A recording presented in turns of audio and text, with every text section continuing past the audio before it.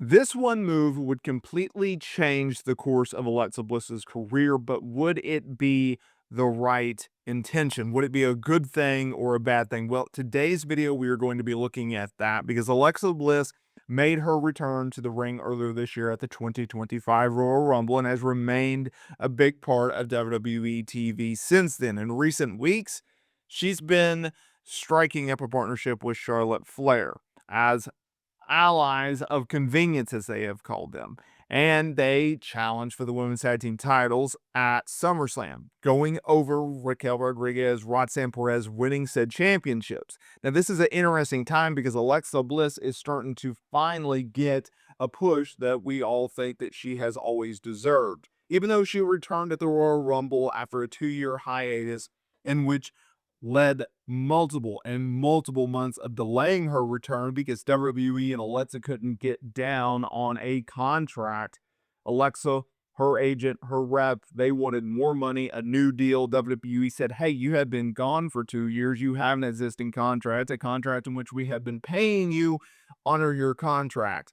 It almost led to Alexa Bliss missing out on the Royal Rumble, but instead they locked down a deal and she returned. And then WWE did something very interesting, which was not use her. Sure, she worked the Elimination Chamber, but she wasn't prominently featured on TV. It seemed like she was just kind of spinning her wheels. In fact, she missed out on competing at WrestleMania. But since then, WWE has started to use her a little bit more, whether it's vignettes, promos, matches, and really they have found fire with her and Charlotte Flair. They're doing some of the best work of Alexa Bliss's career from a storyline standpoint than I can remember. And it's a beautiful thing. But then at the same time, WWE fans are saying, okay, yes, the partnership with Charlotte Flair, it is working. But where are they going with this, right? Because before they partnered up, they were kind of almost teasing a feud with Charlotte and Alexa. They were building tension, and you could tell that they weren't necessarily liking each other. And so now we have a tag team where two single stars are put together and they're not really on the same page, even though they're very much trying. Well, Alexa Bliss, she did a new interview with Netflix and was asked the opponent she would like to run it back with Bliss noting that she would like to run back a match with her current tag team partner in Charlotte Flair. She said, well, she's my tag team partner right now. I really liked having matches with Charlotte Flair. Here's the reason I think this is a game changer for Alexa, why I think it would change everything for Alexa Bliss. We have seen Alexa and Charlotte Flair work before. Okay, they've had multiple matches, but they haven't worked in recent memory in terms of a high profile feud. We are clearly building towards an Alexa Bliss Charlotte Flair feud. The reason that I think it's such a game changer is a few different reasons.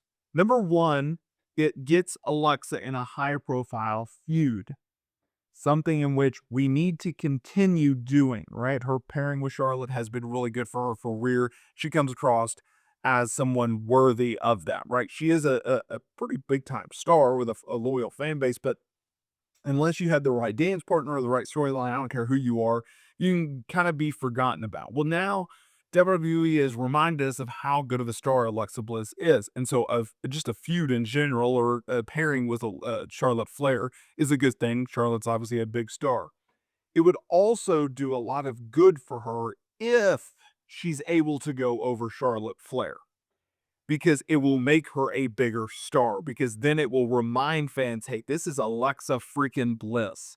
Okay, she's a former multiple time women's champion. She's someone that has been at the top of the mountain in the women's division. She is someone in which you need to take seriously, take notice of. That's what that would do.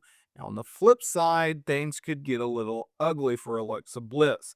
If WWE opted to say, hey, we understand that Alexa Bliss has a loyal fan base, has a strong connection with the fan base, but we're going to go back to the well just one more time, and we're going to actually have Charlotte go over Alexa. I fear that that will actually hurt the growth, the progression in which Alexa Bliss has made since returning to WWE TV earlier this year.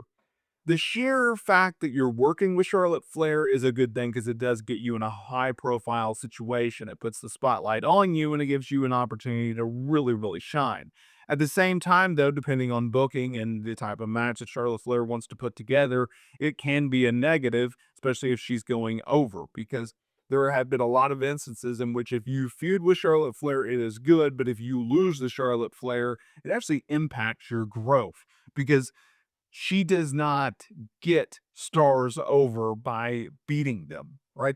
Don't get me wrong. You can get over more. You can become a bigger star if you lose a match, if you lose a feud, a program. But the way that you lose is how you are going to set up coming out of the feud. If you are set up well in losing, then you are going to be fine. In fact, you could be a bigger star. There's been countless situations of that. You don't have to win every feud or every match to get over even more. But at the same time, you have to be very, very critical and crucial in your thought process of how to do it, when to do it, who to do it to, and how you were going to come out of that feud, you know, next. So that I do have a little bit of a concern with, but at the same time, give me the opportunity, give me Alexa Bliss, give me Charlotte Flair, give me this frenemies type tag team, give me a tag team title run, let them cook, let them bake, and then all of a sudden, boom, Charlotte Flair turns heel and goes after Alexa Bliss. I think that's where we're going. I hope that's where we're going because I know that Charlotte Flair has talked about how she wants to be, a pure white meat baby face, and we are getting that from Charlotte Flair. But I think most people would agree that Charlotte Flair is a better heel than a baby face. But at the same time, I could make the argument that while Alexa Bliss is beloved and lovable, she's actually a better heel than she is a babyface. She's a very, very good babyface, don't get me wrong, but I actually think that she does her best work as a heel. If you look at her past, if you look at her success, you look at all the championships in which she's won, I think all of them, if not, 95% of them has come as a heel. That's just the way that she works, right? And so I understand they sell a ton of Lily dolls, and that's why they keep her as a baby face, but you still sell Lily dolls if you want to as a heel.